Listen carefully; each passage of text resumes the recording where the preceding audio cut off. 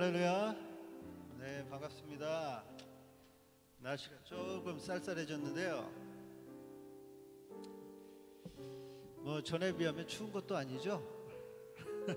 뭐 이 정도 날씨는 뭐 그렇게 추운 것도 아니고, 또 다음 주에 되면 조금 또 온도가 올라가는 것 같고, 그래서 조금만 지나면 될 것 같고요. 그리고 지금 다니엘 기도회로 해서 다니엘 기도회가 계속 진행되고 있는데, 어제는 그 조혜련 집사님 나오는 영상이었어요. 그래서 나오셔서 성경 통독에 대한 이야기를 하시더라고요. 그래서 성경을 읽는 것에 대해서 한번, 또 우리가 성경 통독을 계속 하고 있잖아요. 그래서 성경 통독에 대해서 한 번 더 생각할 수 있는 좋은 시간 됐고, 또 생명책, 전도용 생명책에 대해서도 또 한번 이야기를 하시더라고요. 그래서 좋은 시간이었습니다. 여러분도 한번 보실 수 있으면 보시면 좋을 것 같습니다. 우리 같이 찬양 드리면서 예배 드리도록 하겠습니다. 우리 믿음이 없이는 우리 같이 찬양 드리도록 하겠습니다.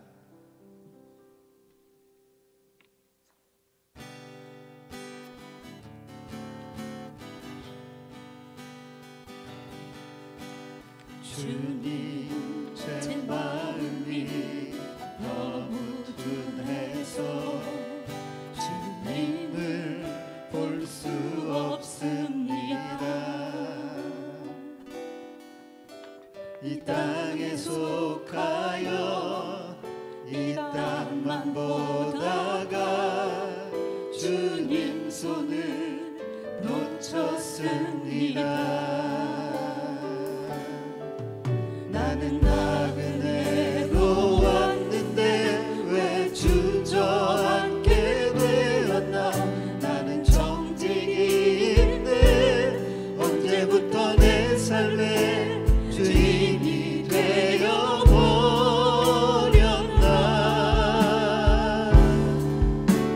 믿음이 없이는 기쁘시게 못하나니 고된 수고도 다 얻을 뿐이라. 믿음이 없어서 무너진 삶의 모든 자리에 다시 주님을 기다립니다. 믿음이 없이는 기쁘시게 못하나니 고된 수고도 다 얻을 뿐이라. 믿음이 없어서 무너진 삶의 모든 자리에 다시 주님을 기다립니다.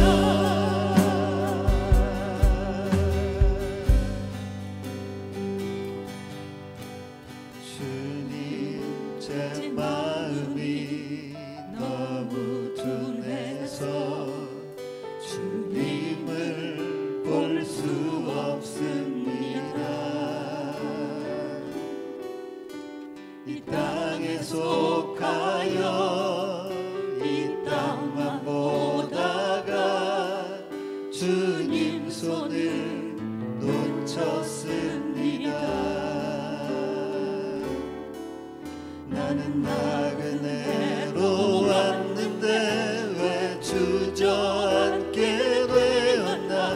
나는 정직인데 언제부터 내 삶의 주인이 되어버렸나.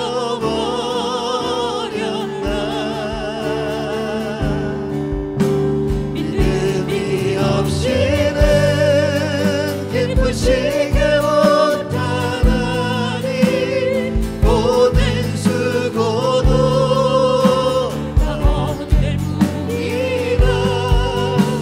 믿음이 없어서 무너진 삶의 모든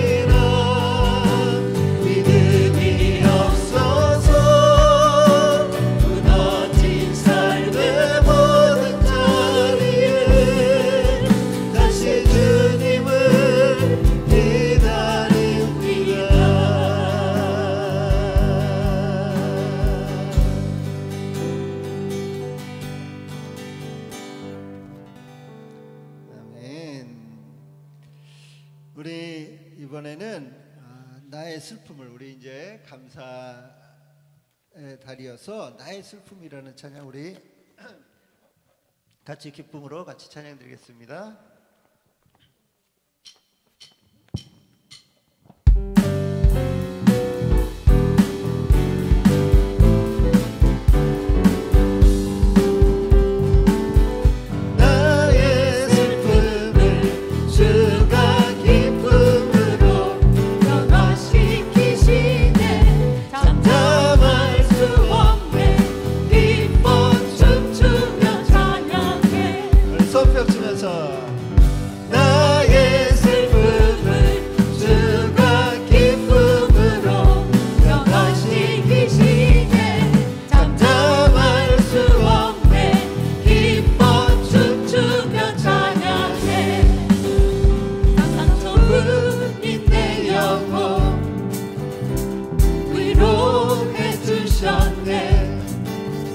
고통 중에 있을 때 주님 평안 주셨네. 주 사랑 어둠 이김을 나는 느끼네. 주의 빛 비춰주시니 내 마음 기뻐 주 찬양하네. 나의 슬픔을 주가 기쁨으로 변화시키시네. 잠잠할 수 없네. 기뻐 춤추며 찬양해. 아멘. 우리 손뼉 다시 한번 치면서 같이 찬양 드리겠습니다. 몸 좀 조금 쌀쌀하니까 이럴 때 몸이 좀 굳을 수 있거든요. 몸 좀 움직이시면서 이렇게 같이 찬양하면 좋겠습니다. 우리 같이 손뼉 쳐볼까요? 원, 투, 원, 투, 원, 투. 좋습니다. 그렇게 한번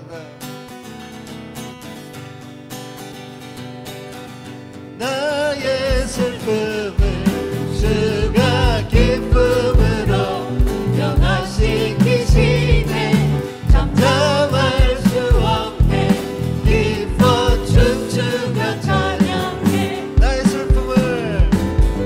나의 슬픔을 주가 기쁨으로 변화시키시네. 잠잠할 수 없네. 기뻐 춤추며 찬양해. 상처뿐인 내 영혼 위로해 주셨네. 고통 중에 있을 때 주님 평안 주셨네. 주 사랑 어둠 이김을 나는 느끼네. 주의 빛 비춰주시니 내 마음 기뻐 주 찬양하네. 나의 슬픔을 주가 기쁨으로 변화시키시네. 잠잠할 수 없네. 기뻐 춤추며 찬양해. 상처뿐인 내 영혼 위로해 주셨네. 고통 중에 있을 때 주님 평안 주셨네. 주 사랑 어둠 이김을 나는 느끼네. 주의 빛 비춰주시니 내 마음 기뻐 주 찬양하네. 나의 슬픔을 주가 기쁨으로 변화시키시네. 잠잠할 수 없네. 기뻐 춤추며 찬양해. 기뻐 춤추며 찬양해. 기뻐 춤추며 찬양해. 할렐루야. 아멘. 우리 찬양의 가사를 보면은 이 찬양의 가사가 말씀을 중심으로 만든 찬양임을 좀 보게 되는데요. 이 찬양 나의 슬픔을 이 찬양도 보니까 시편 30편 11절의 말씀이죠. 주께서 나의 슬픔이 변하여 내게 춤이 되게 하시며, 이렇게 잠잠하지 아니하고 이렇게 하나님으로 인해서 슬픔이 변하여서 춤이 되게, 기쁨이 되게 해주셨다는 그러한 말씀으로 찬양을 만든 찬양입니다. 이 감사절이어서 감사에 관한 찬양 우리 또 같이 찬양 드리길 원합니다. 감사 위에 감사. 감사라는 것은 감사의 자리에 서기로 결단하는 것이라고 하죠. 그래서 우리가 감사의 그 자리에 서서 하나님께 감사하는 우리 모두 되기를 바라는 마음으로 오늘 이 찬양 또 같이 찬양 드리겠습니다.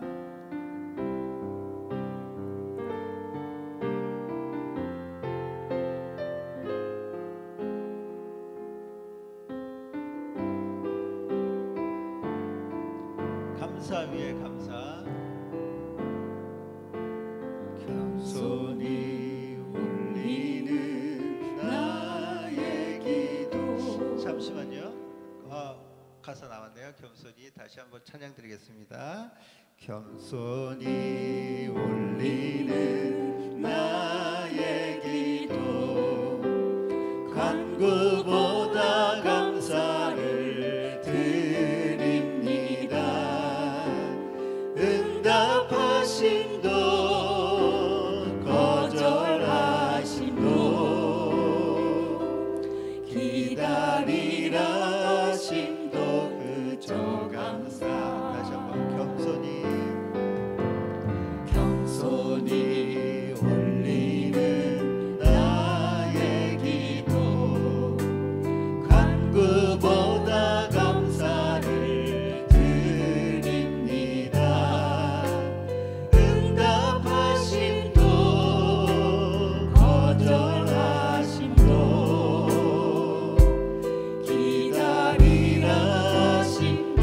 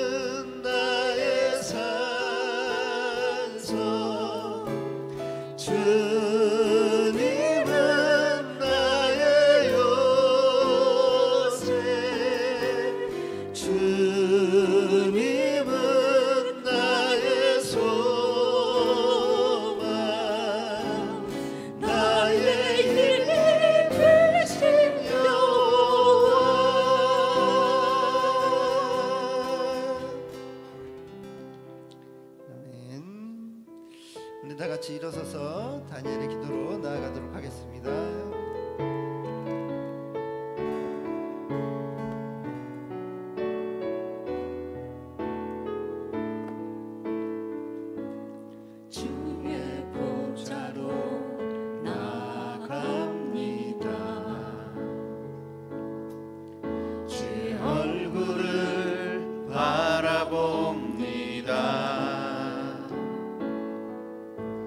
두 손을 들고 겸비함으로 하나 되어 주께 나아갑니다. 주의 은혜에 목마릅니다.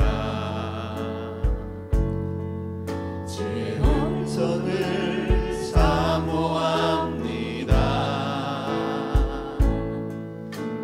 두려워 말라 평안하라 강건하라 강건하라. 하늘의 문을 열어주소서. 주의 긍휼 베푸시옵소서. 우리의 눈을 열어 주의 보좌와 그 영광을 보게 하소서.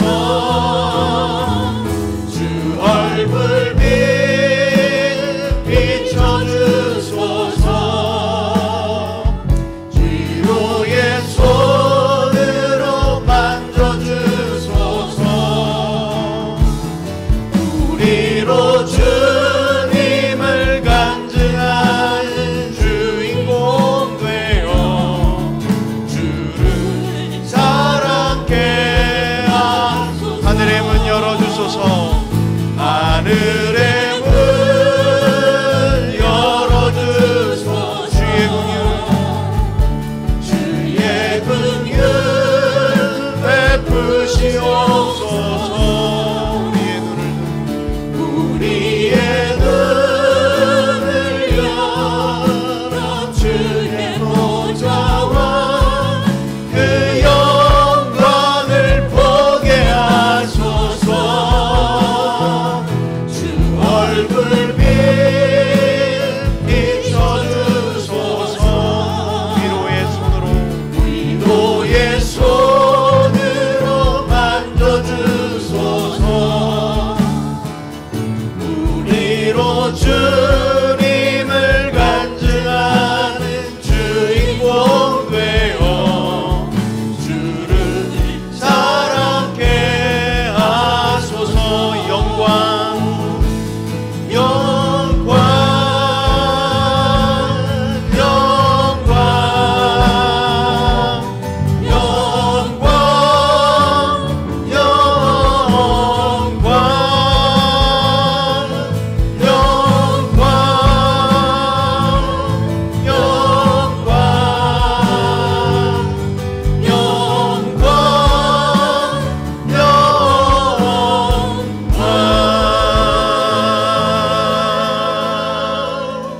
영광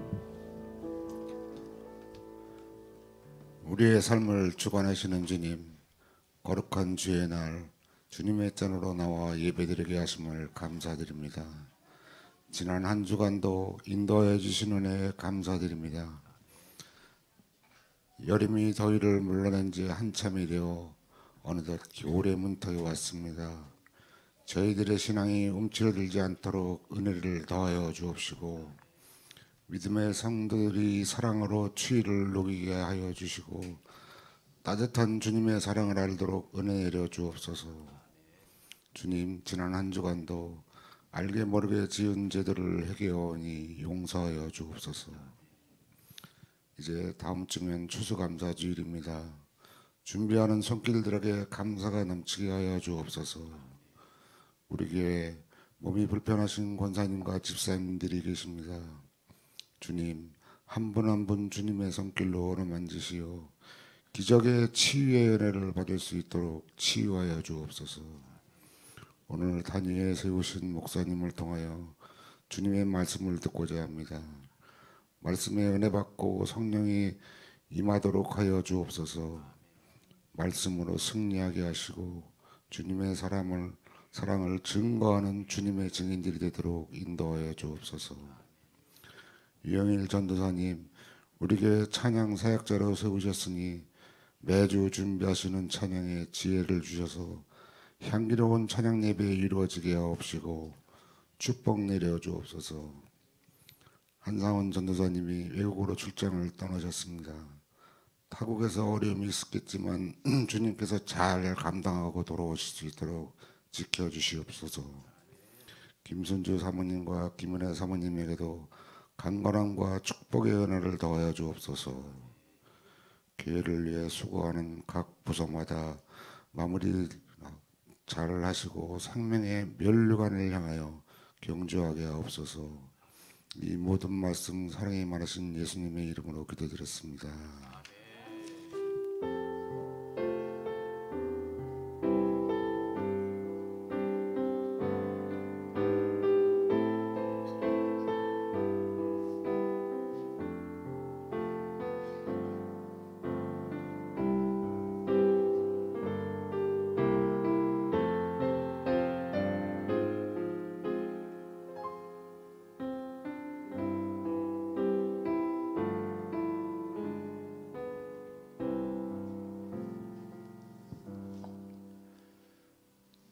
다 함께 교독문 24번 함께 교독하도록 하겠습니다.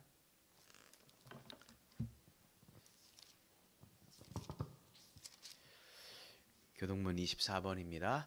하나님은 우리의 피난처시요 힘이시니 그러므로 땅이 변하든지 산이 흔들려 바다 가운데 빠지든지 바닷물이 솟아나고 뛰놀든지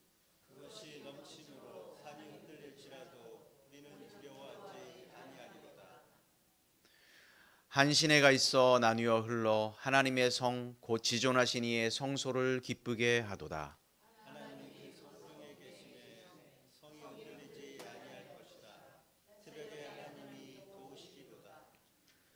그가 땅끝까지 전쟁을 쉬게 하심이여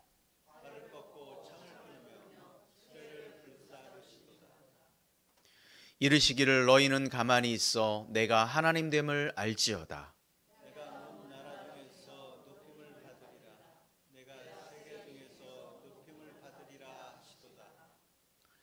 만군의 여호와께서 우리와 함께 하시니 아멘. 우리 다 함께 찬송가 445장 찬송 드리겠습니다.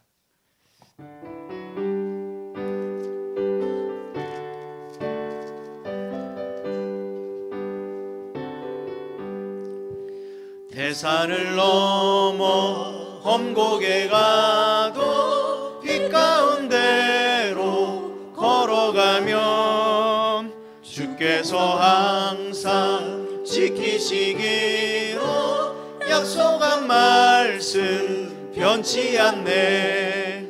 하늘의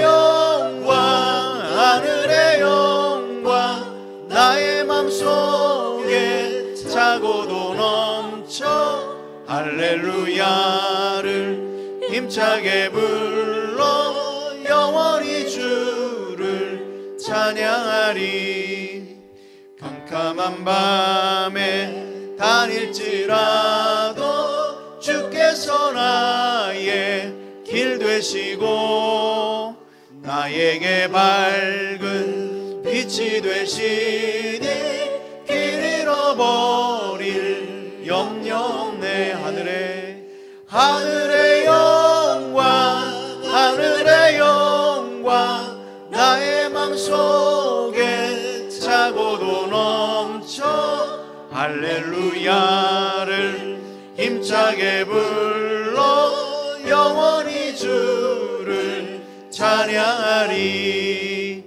광명한 그 빛 마음의 바다 찬란한 천국 바라보고 할렐루야를 힘차게 불러 날마다 빛 곳에 걸어가리. 하늘의 영광, 하늘의 영광 나의 맘속에 차고도 넘쳐 할렐루야를 힘차게 불러 영원히 주를 찬양하리. 아멘. 우리 옆 사람과 한 번 더 인사 나눕니다. 샬롬. 주의 이름으로 축복합니다. 감사합니다. 다음 주는 이제 추수감사 주일입니다. 우리가 정말 한 해 동안 하나님께서 우리를 지켜주셔서 우리가 이곳에 지금까지 호흡하고 하나님께 예배 드릴 수 있다고 생각이 됩니다. 여러분, 하나님께서 주신 그 은혜에 진정 감사하는 그런 한 주간 되었으면 좋겠습니다. 그래서 다음 주 한 주간 예배 드릴 때에 우리 하나님 앞에 더욱 감사하는 그 마음 가지고 하나님께 드리며, 또 찬양도 우리가 찬양 축제로 또 이렇게 하게 될 텐데요. 신청은 우리 유전사님께 해주시면 되겠고요. 아니면 밴드에 올려주시면 우리가 순서 해서 이제 다음 주에 기쁨으로 예배 드리도록 하겠습니다. 12월 첫째 주 창립 9주년 감사 예배가 있습니다. 그리고 임직식이 있는데 오후 3시에 드릴 예정입니다. 안수 집사 임직식입니다. 이병훈 집사님, 권사 임직식, 이문혜 집사님, 명예 권사 주대 한호순 집사님, 이렇게 세 분이 임직을 하게 될 것입니다. 남은 시간 동안 우리 기도해 주셔서 정말 복되고 하나님께서 세우시는 그런 귀한 일꾼 되셔서 하나님의 귀한 은혜 받고 우리 서로 교회를 세워감에 있어서 서로에게 힘이 되고 도움이 되는 우리 모두가 되기를 소망합니다. 11월 23일 목요일 10시입니다. 전도가 있습니다. 집사님들이 나오셔서 정말 아침에 와서 우리 간단히 예배드리고 또 한 30분 뜨겁게 기도하고 그리고 우리가 전도를 나갑니다. 우리에게 맡겨진 사명이 전도라고 생각이 됩니다. 한 생명이 얼마나 귀한지, 천하보다 귀하다고 주님 말씀하셨는데 우리가 이 전도의 사명들을 우리 나올 수 없으면 우리 삶의 자리에서, 내 자리에서 이렇게 하는 거예요. 교회에서 나올 수 있는 분들은 나와서 함께 전도에 참여하시면 되고, 그렇지 못하신 분들은 내 삶의 자리에서 우리가 전도할 수 있도록 한 영혼을 위해서 기도하셔서 우리가 하나님께 돌아오길 위해서 계속해서 힘써 주셨으면 좋겠습니다. 이 시간 조혜훈 형제 나와서 하나님 말씀 봉독하도록 하겠습니다.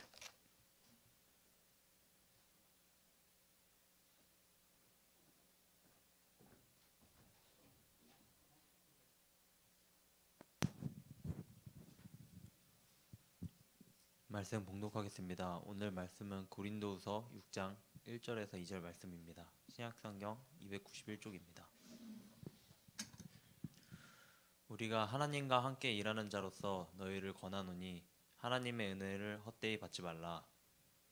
이르시되 내가 은혜를 베풀 때 너희에게 듣고 구원의 날을 너를 도왔다 하셨으니 보라 지금은 은혜 받을 만한 때요 보라 지금은 구원의 날이로다. 아멘. 아멘. 감사합니다. 이 시간 찬송가 446장 하나님께 드리면서 우리 하나님께 준비한 예물 올려드리도록 하겠습니다.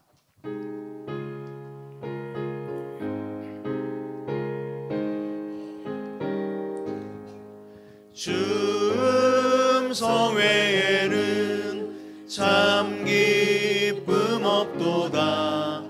날 사랑하신 주 늘 계시옵소서. 기쁘고 기쁘도다. 항상 기쁘도다.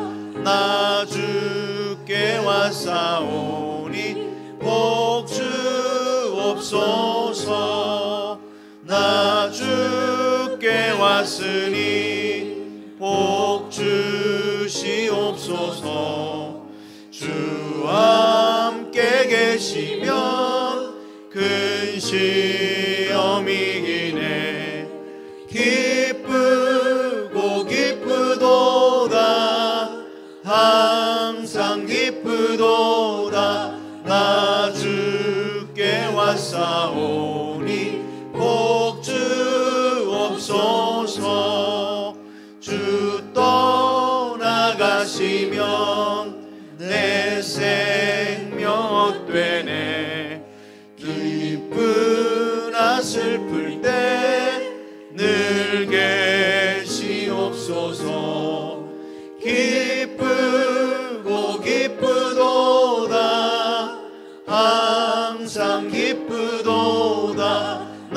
나 주께 왔사오니 복 주옵소서.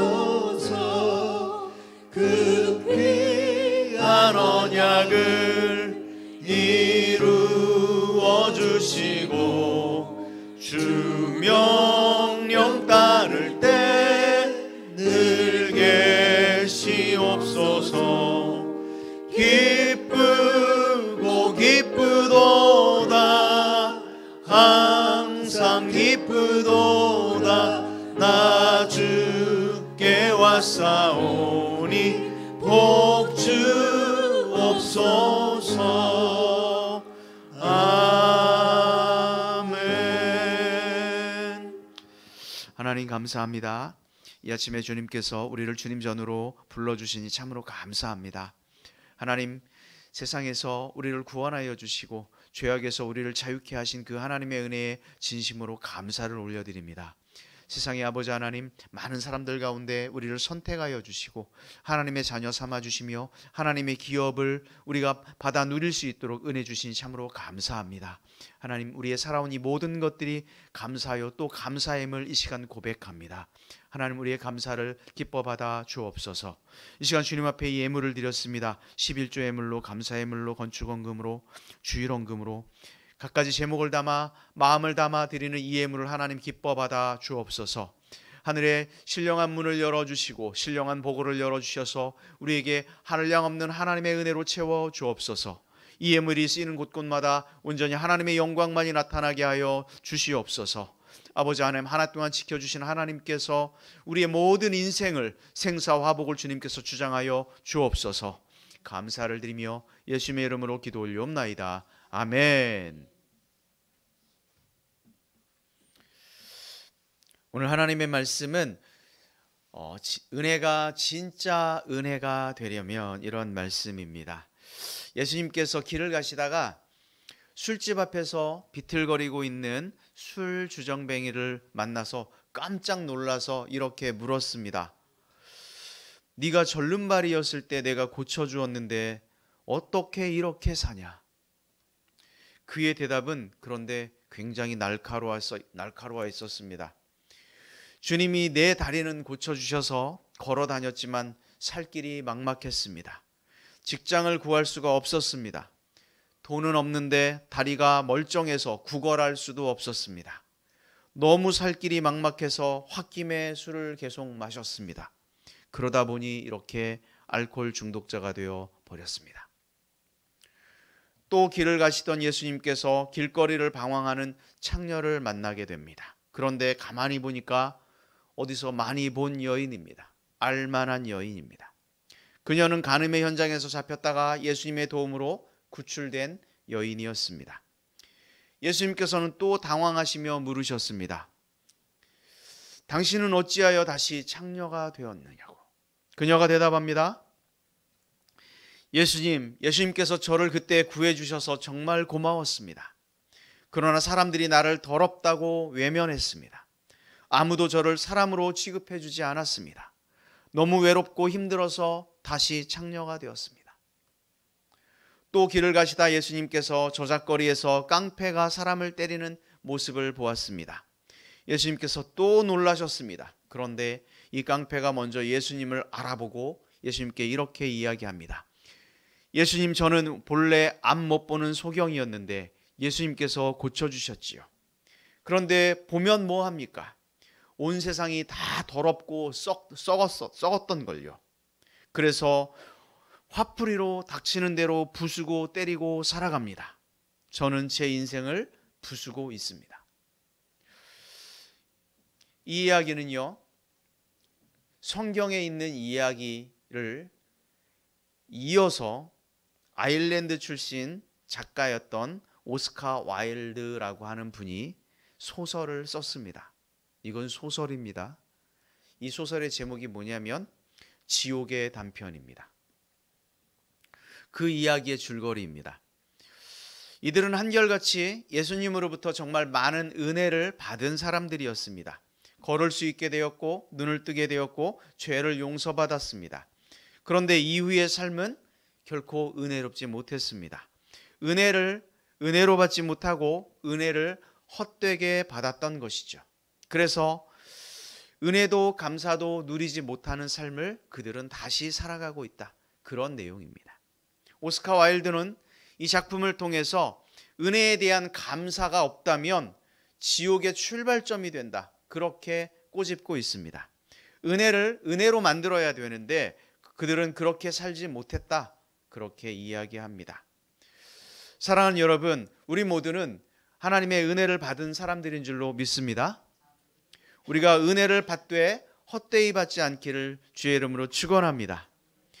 은혜를 헛되이 받은 사람들은 대부분 감사에 인색하고 심지어 감사를 불평으로 바꾸기도 합니다. 성경에도 보면요, 예수님께 고침을 받은 10명의 나병 환자들이 있었습니다. 그런데 예수님께 감사하기 위해 나아온 사람은 몇 명이었습니까? 한 명밖에 없습니다. 오히려 많은 사람들은 그런 것 같습니다. 감사를 할 수 있는 사람들은 평균 비율이 사람에게 한 10% 정도 되지 않나, 아마 성경이 그런 것들을 시사하고 있지 않나 생각이 됩니다. 감사는 저절로 되는 것이 아니라 어떻게 보면 자연스러운 것이 아니라 결심해야 되는 그런 일이 아닐까 생각이 됩니다. 여러분들은 어떻습니까? 저절로 감사가 막 우러나옵니까? 아니면 내가 결단하고 결심하고 감사해야겠다 할 때 감사가 나옵니까? 그래서 하나님께서는 아예 명령을 하셨습니다. 뭐라고 하셨냐? 범사에 감사하라. 명령하셨어요. 성도는 무슨 일이 있든지 감사하고 성도는 어떤 경우에도 감사해야 합니다. 그래야 행복의 주인공들, 정말 하나님께서 말씀하시는 기적의 주인공들 모두 될 수 있을 줄로 믿습니다. 불행이 불행 제조업이라면 감사는 행복의 진입로입니다. 감사하는 마음에 천국의 향기가 담겨 있습니다. 감사하는 마음에 행복이 깃드는 줄로 믿습니다. 사랑하는 여러분, 우리가 감사하며 살아가길 주의 이름으로 축원합니다. 감사하면 은혜가 진정 은혜가 됩니다. 은혜가 임하면 또 더욱더 감사하고 행복한 삶을 살아갈 수 있습니다. 이것이 선순환 구조가 되는 겁니다. 어떤 사람들은 이 선순환 구조를 좀 이해했으면 좋겠는데 이 선순환 구조를 이해하지 못한 채 은혜를 불평으로 바꿔버리면 살아가는 사람들이 있다라고 하는 거지요. 우리 모두가 은혜를 헛되이 받지 않고 은혜가 진정한 은혜가 되기를 주의 이름으로 축원합니다. 진정한 이런 은혜가 되려면 무엇이 우리에게 필요할까요? 어떤 게 우리에게 필요할까요? 첫 번째 이것입니다. 첫 번째 다 같이 하겠습니다. 시작. 깨달음이 필요합니다. 은혜가 헛되지 않고 진정한 은혜가 되려면 뭐가 필요하다? 깨달아야 된다. 깨달은다는 것이 참으로 중요합니다. 1828년 러시아에 정말 아주 못생긴 사람이 태어났답니다. 소녀는 자신의 넓적한 코, 두꺼운 입술, 작은 회색 눈, 큰 팔다리 늘 비관하면서 이렇게 늘 말을 했습니다. 나는 너무 못생겨서 도저히 행복한 생활을 할 수 없을 것이라고 스스로 입버릇처럼 이렇게 말을 하는 한 소년이 있었습니다. 노년에 그의 사진을 봤더니 그의 말과 똑같더라고요. 그가 평생 무신론자로 살아오게 됩니다. 그러다가 50이 넘어서 그가 예수님을 영접하게 됩니다. 성경을 읽고 연구하고 그러는 가운데 예수님께서 가르치시는 그 내용을, 예수님의 진정한 그 진리를 비로소 깨닫게 됩니다. 그러면서 내가 누구인지 그는 알게 되죠. 생각하기를 과거에는 자기의 이런 못생긴 것들이 너무도 불만스럽고 도무지 행복을 주지 못할 것이라고 여겼던 그런 것들이 이제 새로운 깨달음으로 다가오기 시작했습니다. 인생의 행복은 외모에 있는 것이 아니라 내면의 풍성함에 있다. 하나님의 말씀도 그것이죠. 하나님은 외모로 사람을 보지 않으시고 뭘로 본다? 중심을 보신다. 이런 깨달음이 오는 거예요. 진정한 아름다움이란 그리스도의 사랑 안에 있는 것이다 라고 하는 이런 깨달음을 알게 됩니다. 그가 이런 깨달음을 안 이후에 책을 하나 썼습니다. 그가 쓴 책이 바로 뭐냐면 부활이라고 하는 책입니다. 여러분 혹시 보셨습니까? 세기의 대작을 남기게 되었죠. 이 사람이 쓴 책 중에 하나는 전쟁과 평화입니다. 안나 카레니나라고 하는 책입니다. 부활을 남겼습니다.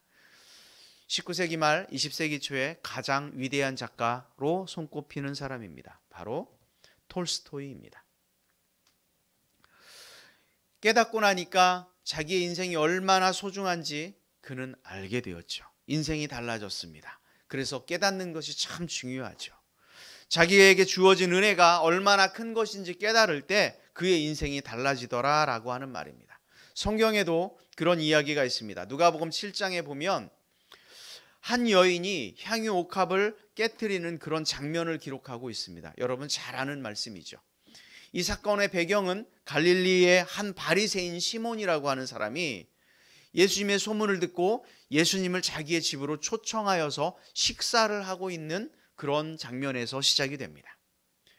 예수님과 제자들이 바리새인 시몬의 집에서 식사를 한참 이렇게 하며 담소를 나누며 이야기를 하고 있는데 한 죄인인 여자가 느닷없이 초청되지도 않았는데 그 집에 쳐들어옵니다. 예수님의 발 곁에 서가지고 아무 말도 하지 않으면서 눈물을 뚝뚝뚝뚝 흘리고 있습니다. 식사 분위기가 얼마나 이상해졌을까요? 참 당황스러운 상황이 아닙니까? 그런데 분위기가 점점 이상해지고 모두가 불편해하는 이런 상황이 연출되는데 이 죄인이라고 동네에서 이미 다 소문이 난 여자예요. 누구나 다 저 여인 하면 죄인이라고 하는 다 아는 그런 여인이 찾아온 거죠. 그 여인이 먼지로 더러워진 예수님의 발을 자기의 머리털로 또 닦습니다. 심지어 그 발에 입 맞추고 예수님의 그 더러워진 그 발에 자기가 가지고 온 향유를 붓습니다. 도무지 상식적이지 않은 일이 바리새인 시몬의 집에서 일어납니다. 지금 예수님을 초청한 시몬도 너무 어리둥절한 그런 상황이죠.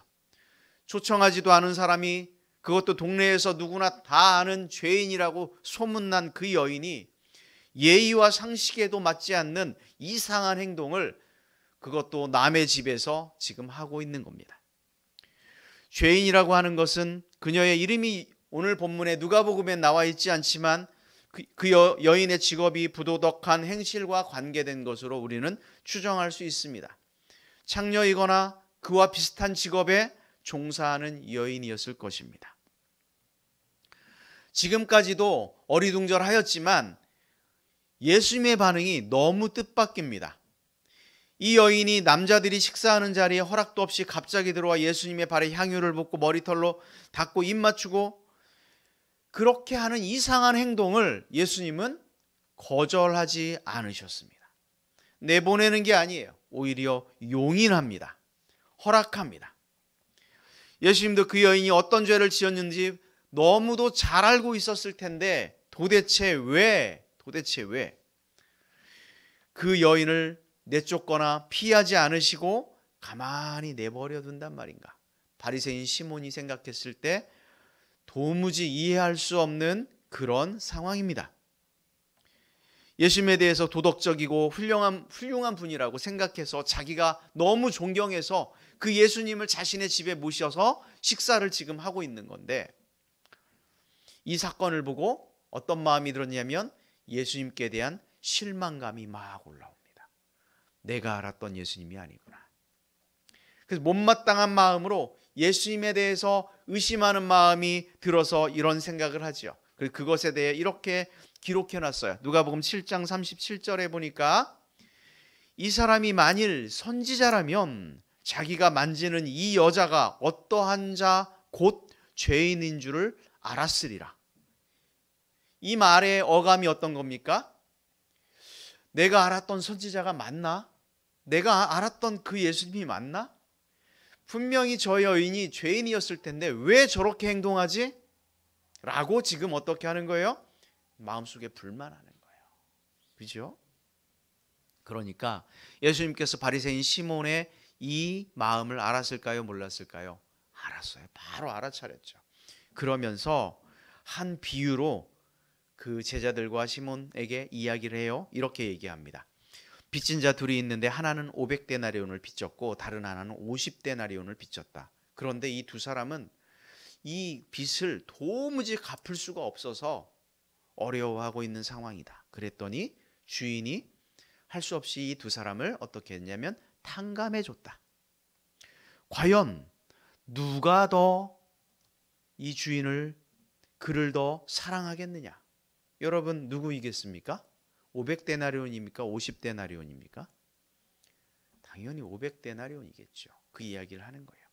바리새인 시몬이 그렇게 대답했어요. 제 생각에는 아마 많이 탕감받은 자입니다. 시몬도 그렇게 이야기하죠. 예수님이 네 판단이 옳다. 네 생각이 옳다. 그러면서 그 여인의 행동을 설명하는 거예요. 누가복음 7장 47절에 기록되어 있습니다. 우리 함께 읽어보도록 하겠습니다. 다 같이 시작.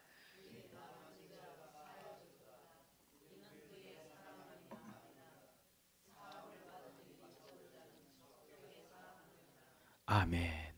그의 많은 죄가 사하여졌다. 이는 그의 사랑함이 어떻다? 많음이라. 사함을 받은 일이 적은 자는 적게 사랑하느니라. 그 여인은 자신이 얼마나 큰 죄인인지, 그리고 얼마나 큰 죄인임에도 불구하고 자기의 죄가 사하여졌는지 지금 깨달았죠. 그래서 이렇게 행동을 한 거예요. 누가복음 7장에는 두 부류의 상반된 사람이 등장합니다. 한 사람은 스스로 내가 의인이다 라고 생각하는 죄인이 등장하고요. 그는 모든 율법을 철저히 지켰습니다. 종교적인 행위에 흐트러짐이 없습니다. 기도 열심히 합니다.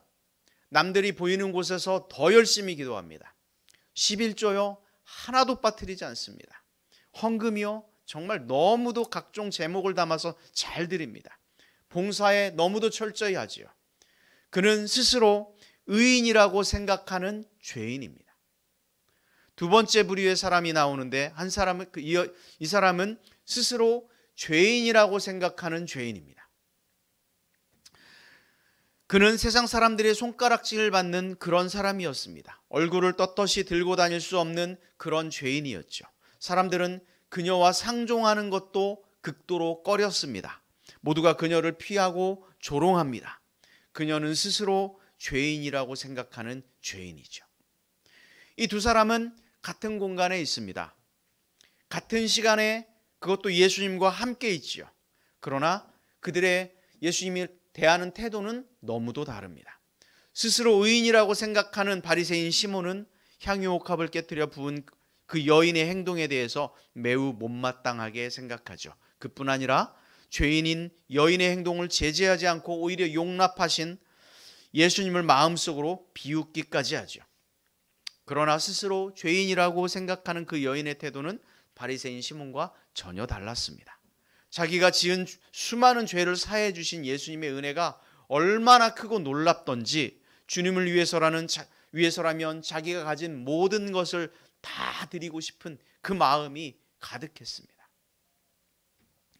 그녀는 은혜를 헛되이 받지 않았습니다. 은혜를 은혜로, 은혜를 감사로 받았던 것이죠. 이러한 마음이 옥합을 깨뜨려 예수님의 발에 붙는 행동으로 나타난 것입니다. 이 두 사람의 가장 큰 차이는 무엇입니까? 바로 깨달음입니다. 어거스틴이 그런 이야기를 했습니다. 사람은 다 죄인인데 두 종류의 죄인이 있다. 하나는 스스로 죄인이라고 생각하는 죄인이 있고 다른 하나는 스스로 의인이라고 생각하는 죄인이 있다.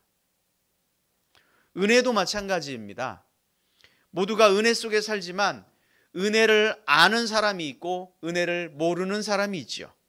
은혜에 감사하며 사는 사람이 있고 은혜를 배반하며 사는 사람이 있습니다. 죄인인 바리새인 시몬은 자신이 죄인임을 깨닫지 못하지만 향유를 부은 그 여인은 자신이 얼마나 큰 죄인인지 분명히 깨달았던 것입니다. 바리새인 시몬은 자신이 철저하게 율법을 지켜왔고 종교적으로 흠잡을 것이 없는 그런 삶을 살았다고 스스로 자부합니다. 믿음에 있어서 어느 누구보다 떳떳하다라고 이야기하죠. 정말 스스로 잘 살아왔다고. 그러니 누구로부터 손 안 벌리고 누구에게 손 벌려서 은혜 받을 일을 내가 한 적이 없다. 내가 잘해서 한 거니까. 예수님을 초청한 것도 어찌 보면 자기의 의로움을 드러내기 위함이 아니었을지 모르겠습니다. 그러나 향유를 부은 이 여인은 그동안 자신이 지은 죄에 대하여 헤아릴 수 없을 만큼 큰 죄를 지었음을 깨닫고, 그래서 늘 죄책감에 눌려 살아왔는데 이제 예수님의 은혜로 인해 죄로부터 해방되었다라고 하는 이 큰 은혜를 깨달았던 것이죠. 자신의 죄가 너무 많아서 하나님 앞에 설 수 없고 완전히 버림받은 그런 인생인 줄 알았는데 예수님의 말씀을 듣고 보니 나 같은 죄인도 용서함을 받고 구원받을 희망이 있다는 사실을 알게 된 것입니다. 그렇습니다.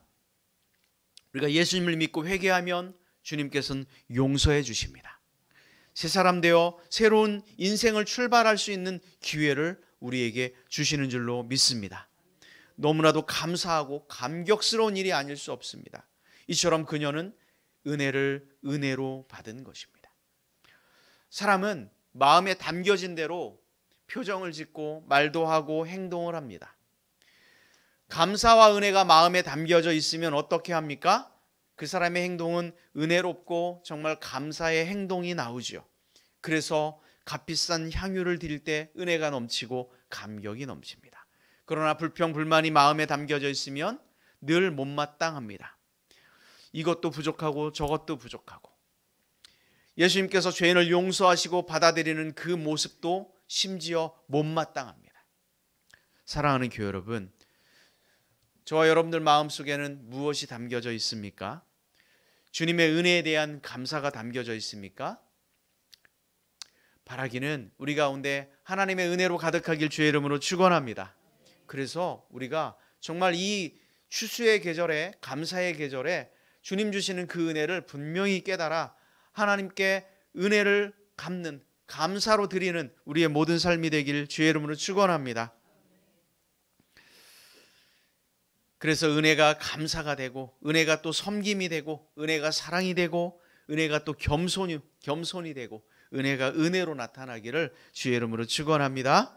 지금까지 우리가 살아온 모든 것 내 공로가 아니고요, 내 능력도 아닙니다. 내 의도 아니고 내 노력도 아니고 내 지혜도 아닙니다. 모든 것이 하나님의 은혜였음을 깨닫는 이 시간 되길 주의 이름으로 축원합니다. 자, 한 가지 더 말씀드리려고 하는데요. 은혜를 헛되이 받지 않고 우리가 은혜가 진짜 은혜가 되려면 무엇이 우리에게 필요할까요? 두 번째 이것입니다. 같이 보겠습니다. 다 같이 시작. 충만함이 필요하다. 충만해야 합니다. 교회 다니면서 신앙생활을 하면서 가장 많이 듣는 말이 바로 뭐가 있냐면 그 중에 하나는 풍성한 삶에 대해서 또 충만한 삶에 대해서 이렇게 흔히들 이야기를 합니다. 풍성하다, 충만하다라고 하는 말은 뭡니까? 넉넉하고 많다라고 하는 뜻입니다. 물과 같은 어떤 액체가 그릇에 가득 차 있다, 이런 뜻이 충만하다라고 하는 뜻입니다. 신앙적으로 그래서 그렇게 표현하죠. 내 안에 기쁨이 충만하다. 내 안에 내 심령의 성령으로 충만하다. 사도행전 3장에 보면, 여러분 공동체 성경 우리 읽기 했잖아요. 그 아마 오늘인가 내용이 아마 있었던 내용 같아요. 사도행전 3장. 베드로와 요한이 성전에 기도하러 가다가 그 기도하는 문이 예루살렘 성전에는 몇 군데가 있는데 그 중에 미문이라고 하는 곳이 있습니다. 미문은 뭐냐면 아름다울 미자입니다. 아름다운 문. 이 미문 앞에서 구걸을 하는 안진뱅이를 만나게 됩니다. 그 사람은 그곳에 나와서 늘 구걸하는 사람이었죠. 태어나면서부터 안진뱅이가 된 사람이라고 성경은 설명합니다. 태어나면서부터 한 번도 정상적인 사람처럼 걸어본 적이 없는 그런 불쌍한 사람이었죠. 베드로가 그에게 다가가서 이렇게 말씀했습니다. 사도행전 3장 6절 말씀인데 우리 다 같이 한번 같이 읽어보도록 하겠습니다. 다 같이 시작.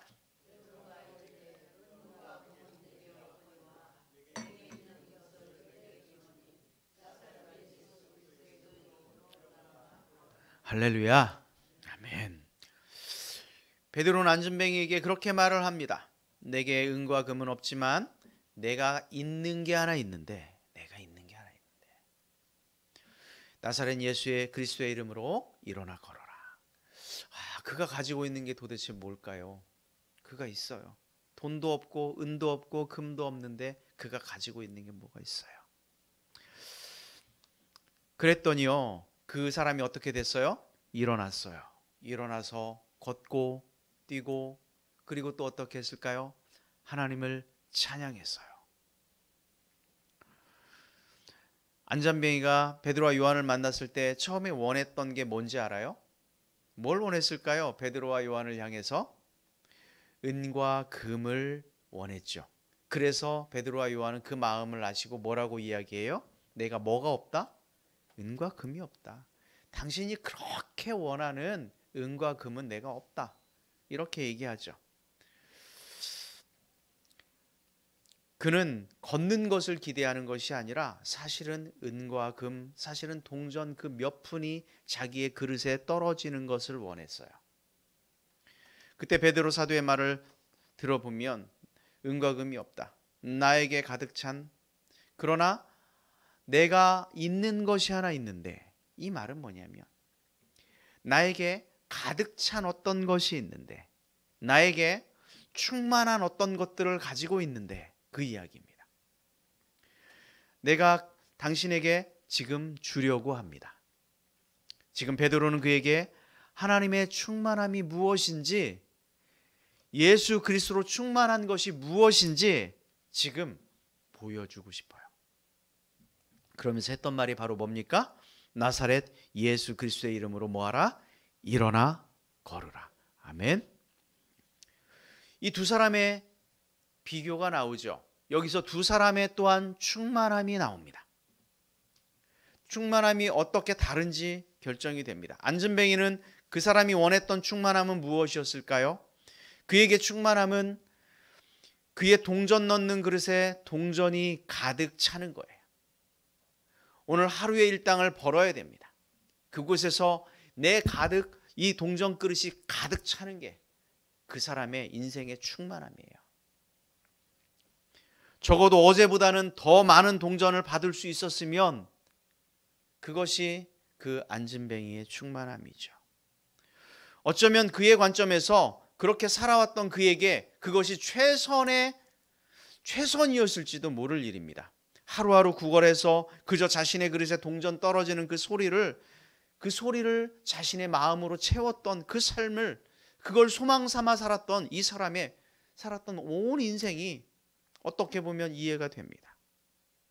늘 자신의 그릇에 모든 시선이 거기에만 꽂혀 있습니다. 늘 땅에 자신의 모든 관심을 쏟아붓는 그런 인생으로 살아가지요. 그러나 베드로와 요한은 더 신령한 것으로 가득 찬 삶을 살아갑니다. 그들은 예수로 충만한 사람들이었습니다. 그래서 그들의 말과 행동에는 예수로 가득 차 있습니다. 구걸하는 안전뱅이에게 한 말을 통해 우리는 그들이 무엇으로 가득 차 있는지 분명히 알 수 있죠. 우리 사도행전 3장 6절을 다시 한번 그들의 충만함이 어떤 것이었는지 다시 한번 읽어보도록 하겠습니다. 시작. 은과 금은 내게 없거니와 내게 있는 이것을 내게 주노니 나사렛 예수의 이름으로 일어나 걸으라. 아멘. 내게 있는 이것. 베드로와 요한은 그들이 가진 전부가 은과 금이 아니었습니다. 그들이 가진 전부는 바로 내게 있는 이것, 예수님이셨습니다. 그들의 마음에 가득 차 넘치는 것은 바로 예수 그리스도입니다. 오직 예수 그리스도로 충만하였던 것이죠. 그래서 그들은 어떤 삶을 살았냐면 무엇을 하든지 때를 얻지 못하든지 상관없이 예수님을 전하기 시작합니다. 그 당시 예수님을 전한다라고 하는 것은 그들의 목숨을 내어놓는 일이었습니다. 사람들에게 복음을 전파하기 시작하니까 3,000명이 회개하고 주께로 돌아왔습니다.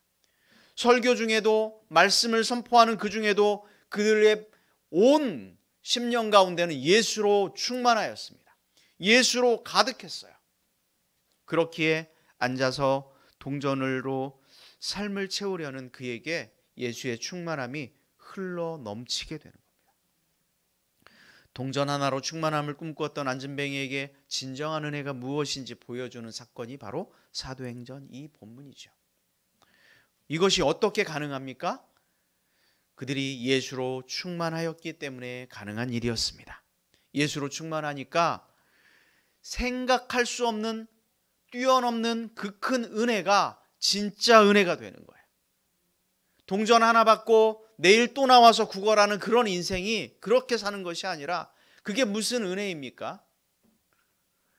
그가 평생 그렇게 아픔을 당하며 고통당했던 그 안진뱅이가 일어나는 일이 발생한 거예요. 이게 은혜 아닙니까? 동전 하나에 희망을 걸었던 인생이 이제 예수로 충만해지는 인생으로 변화되는 겁니다. 한번 보겠습니다. 사도행전 3장 8절 10절 말씀. 그가 이렇게 변화됩니다. 같이 읽겠습니다. 시작. 뛰어 서서 걸으며 그들과 함께 성전으로 들어가면서 걷기도 하고 뛰기도 하며 하나님을 찬송하니 모든 백성이 그 걷는 것과 하나님을 찬송함을 보고, 다음 장, 그가 본래 성전 미문에 앉아 구걸하던 사람인 줄 알고 그에게 일어난 일로 인하여 심히 놀랍게 여기며 놀라니라. 아멘. 안진뱅이가 예수로 충만해지니까 어때요? 발목에 힘을 얻게 되고 일어서게 됩니다. 걷게 되고 뛰게 됩니다. 이제 그도 예수로 충만해져서 하나님을 찬송합니다. 이제 그로 인해 많은 사람들과 새로운 관계를 맺게 됩니다. 불쌍히 여기는 것이 아니라 같은 동등한 입장에서 그들은 하나님을 찬송하며 그리스도를 증거하는 삶을 살기 시작합니다. 예수로 충만하니까 그의 인생에 엄청난 변화가 일어납니다. 무엇보다도 그에게 주어진 가장 큰 변화는 무엇입니까? 영적인 회복이 일어나죠. 자기 인생을 돌보시는 하나님의 사랑과 관심으로 인한 그런 영적 회복이 그에게 일어납니다. 무엇보다도 목적 있는 삶을 살아갔을 것이 분명합니다. 모든 삶이 변했을 것입니다. 그는 이 사건으로 인해 결혼도 하고 자식도 낳았을지 모릅니다. 톨스토이가 이 사람의 이야기를 후속편을 좀 썼으면 좋겠어요. 그 전보다 훨씬 더 책임 있는 인생으로 그가 사명을 다하며 살았다라고.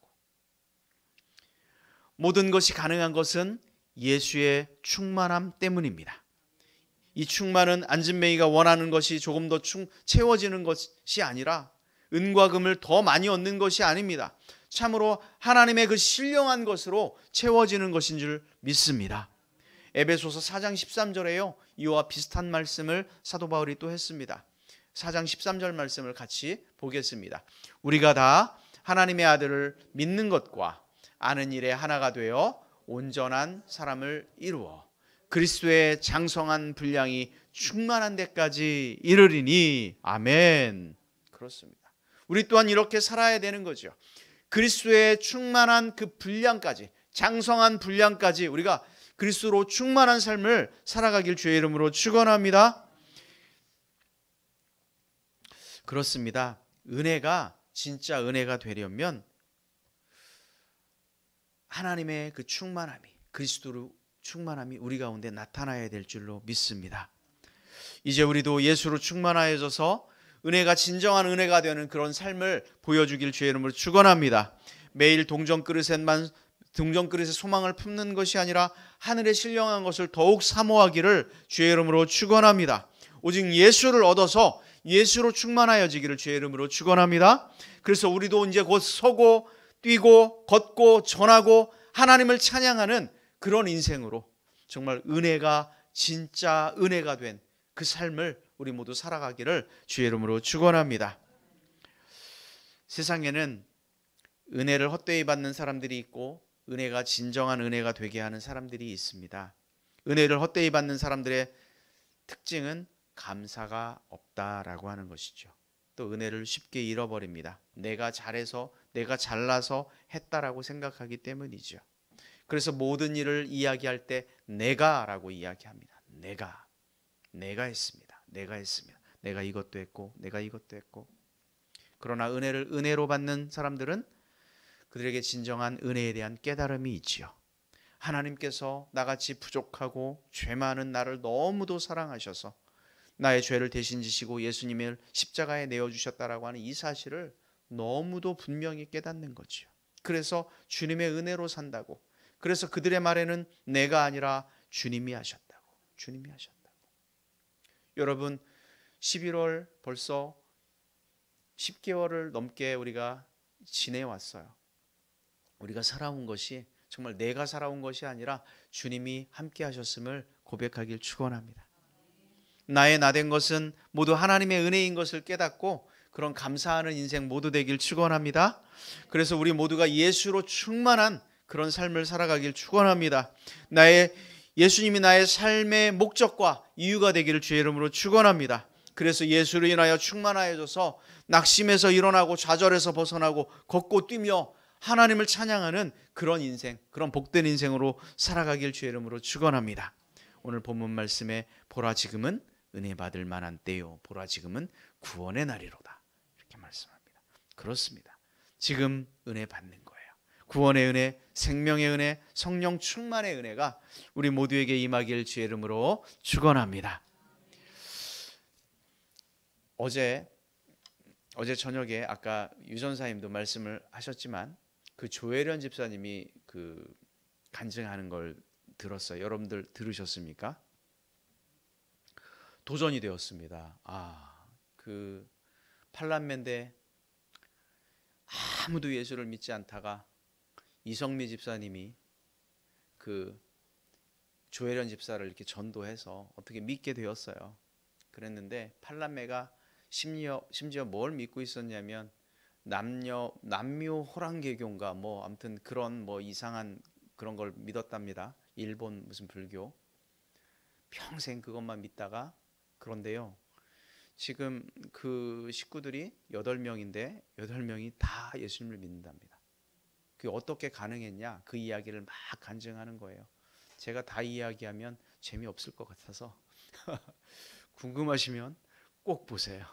꼭 보시면 거기에 해답이 있어요. 정말 놀라운 그런 역사들이 일어났어요. 그래서 유튜브를 통해서 한번 확인해 보시면 여러분들이 잘하고 있고 앞으로 또 해야 할 일이기도 해요. 그래서 잘 보셔서 도전받고 정말 그렇게 귀하게 신앙생활하고 우리 가운데도 그런 기적의 역사가 분명하게 나타났으면 하는 바람으로 말씀드려요. 한번 가셔서 꼭 찾아보세요. 그리고 꼭 한번 시청해 보시면 좋을 것 같습니다.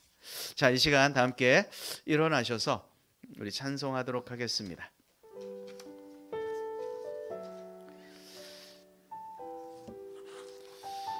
그동안 몇 번 우리가 찬송하였던 찬송인데요, 충만이라고 하는 찬송입니다. 예수로 충만하다, 예수로 충만하다, 내 안에 그 영원한 왕 예수로 충만하다. 우리가 비록 어렵고 아픔 속에 있지만 때로는 가난할지라도 그래도 부족하지 않은 것이 있는데 그 이유는 우리가 예수로 충만하기 때문이다. 그런 찬송입니다. 가사를 생각하면 정말 큰 은혜가 될 줄로 믿습니다. 함께 찬양합니다.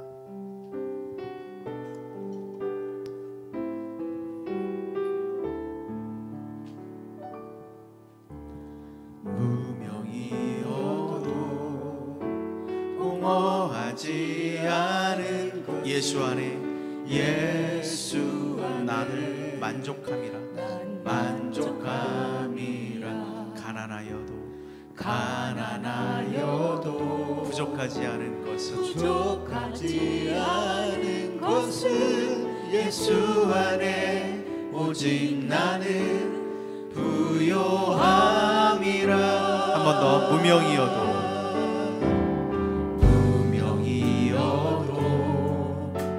공허하지 않은 것은 예수 안에 만족함이라.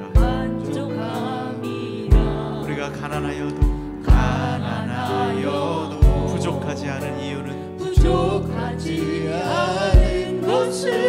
예수 안에 오직 나는 부요함이라. 난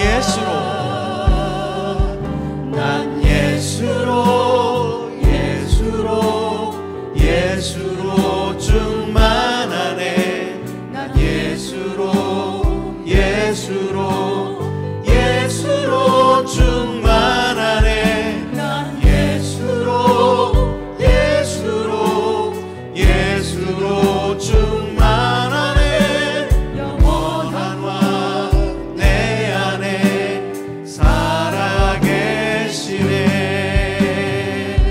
무명이어도 공허하지 않은 것은 예수 안에 날 만족함이라. 가난하여도 부족하지 않은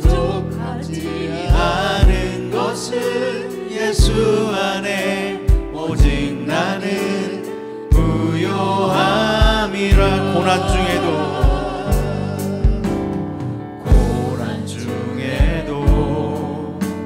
견뎌낼 수 있는 것은 주의 계획 믿기 때문입니다.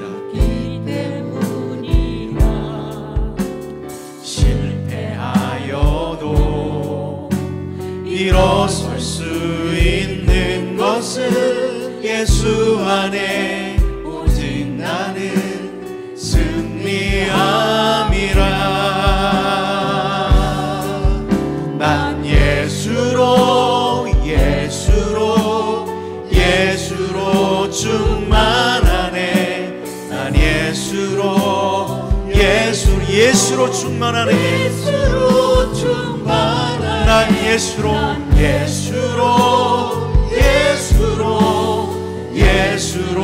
충만하네. 영원한 왕 내 안에 살아게. 난 예수로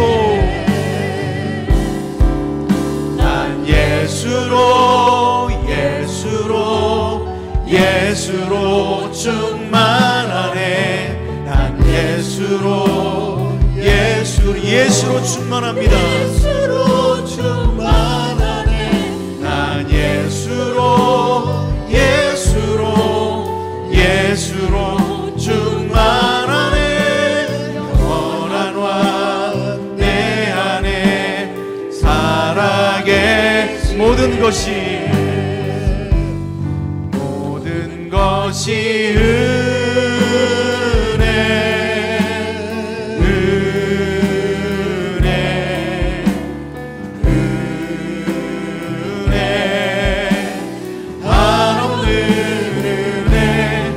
삶에 당연한 건 하나도 없었던 것을 모든 것이 은혜.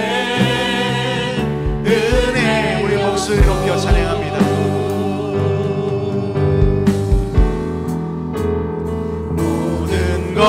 모든 것이 주님의 은혜였습니다. 우리가 은혜를 헛되이 받지 않게 하시고 은혜를 진짜 은혜 되는 감사의 삶을 살아가길 원합니다. 하나도 없었던 것을 모든 것이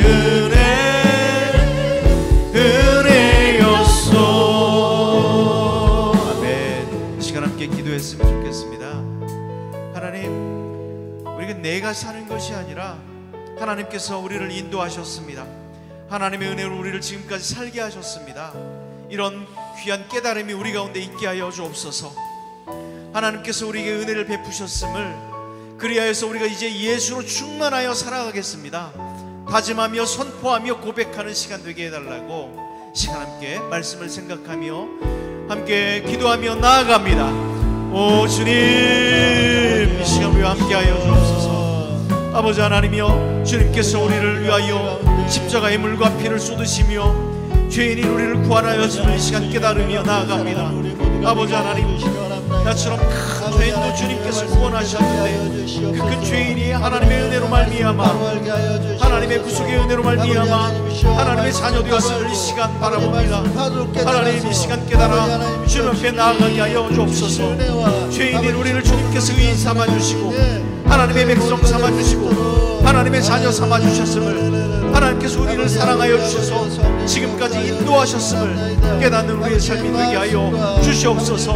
아버지 하나님, 그리하여서 아버지 하나님, 우리가 주님 앞에 이제 예수로 충만한 삶을 살아갈 수 있도록 하나님 들어 주옵소서. 예수로 충만한 삶을 살아가는 우리의 삶이 되게 하여 주옵소서. 오직 성령으로 충만한 삶, 예수님의 인도함을 받는 삶, 그 예수님의 충만한 삶을 살아내는 우리의 모든 삶이 될 수 있도록 하나님 붙들어 주옵소서. 이제 좌절하고 낭망하고 넘어져 있는 것이 아니라 우리 발목에 힘을 얻게 하여 주시고 서게 하여 주시고 걷게 하여 주시고 뛰게 하여 주셔서 오직 하나님을 찬송하며 그 하나님의 이름을 높이며 살아가는 우리의 삶이 될 수 있도록 하나님 붙들어 주시기 인도하여 주옵소서. 아버지 앞에 불평불만의 삶이 아니라 온전히 감사와 영광 돌리는 삶으로 하나님 인도하여 주시옵소서. 모든 것이 하나님의 은혜였습니다. 하나님을 찬양합니다. 하나님 함께하여 주셔서 주님 찬송하는 우리의 삶이 되게 하여 주옵소서. 주여 붙들어 주시옵소서. 아버지 함께하여 주시기 원합나이다. 아버지 하나님, 한없는 은혜 내 삶에 당연한 것 하나도 없었던 것을 모든 것이 은혜였소.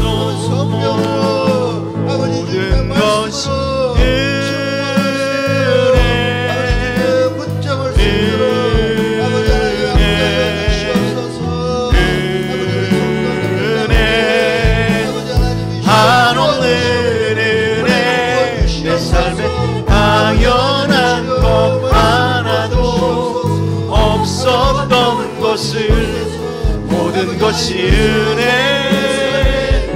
은혜였소. 하나님 감사합니다. 모든 것이 하나님의 은혜였습니다. 내가 호흡하는 모든 것이 하나님의 은혜였습니다. 내가 지금 살아 숨쉬는 것이 하나님의 은혜였습니다. 내가 걷는 것이 하나님의 은혜였습니다. 내가 뛰는 것이 하나님의 은혜였습니다. 내가 보는 것이 하나님의 은혜였습니다. 하나님, 이제 우리가 그 하나님의 은혜를 깨닫고 우리를 하나님의 자녀 삼아주신 그 큰 은혜를 깨닫고 이제 예수로 충만한 삶을 살아가게 하여 주시옵소서. 이제 우리도 걷게 하여 주옵소서. 이제 예수의 은혜로 우리도 뛰게 하여 주옵소서. 우리도 예수님과 함께 충만하여져서 예수님과 동행하며 하나님을 찬양하는 그런 인생, 감사하는 인생 될 수 있도록 하나님 함께하여 주옵소서. 예수로 충만한 삶을 살아가길 원하는 당신의 자녀들 이 시간 동행하여 주셔서 축복하여 주셔서 남은 생애 동안 복된 인생 살아갈 수 있도록 하나님 은혜 베풀어 주옵소서. 감사드리며 예수님의 이름으로 기도 올리옵나이다. 아멘. 이제는 예수 그리스도의 은혜와 하나님 아버지의 끝없는 사랑하심과 성령님의 교통하시며 내주하시며 충만하심의 역사가 우리를 향하신 놀라운 깨달음의 은혜를 주시고 또 예수 그리스도로 충만하여 살아가길 원하는 당신의 자녀들 머리 위에 이제로부터 영원토록 함께하기를 간절히 축원드리옵나이다. 아멘.